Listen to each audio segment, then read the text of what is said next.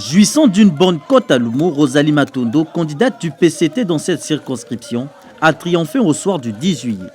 Élue à 55,72% après la publication des résultats officiels par le ministre en charge des élections, la ferveur de cette victoire s'est emparée d'un échantillon de son électorat.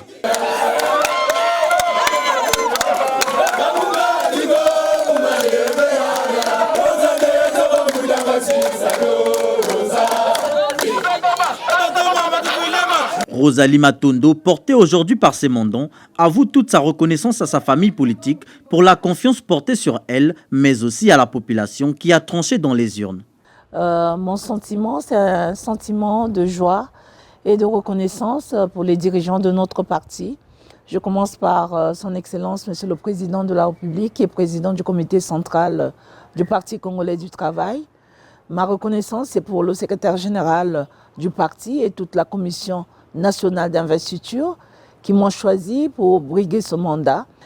C'est un sentiment de joie aussi parce que les populations elles-mêmes ont décidé de faire ma campagne. Et moi, aujourd'hui, j'exprime ma joie et ma reconnaissance envers cette population. Dans la perspective de transformer les promesses de campagne en actions concrètes, l'élu du PCT envisage orienter sa politique sur le secteur agricole dans cette contrée, connue par ses terres fertiles, et promet faire de Lumo un grenier en produits vivriers. Avec mon suppléant, c'est continuer l'œuvre que nous avons commencée dans le district de Lumo.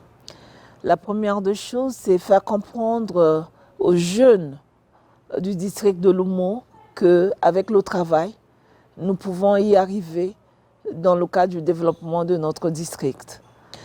Nous avons opté ensemble pour aller vers le développement des activités agricoles.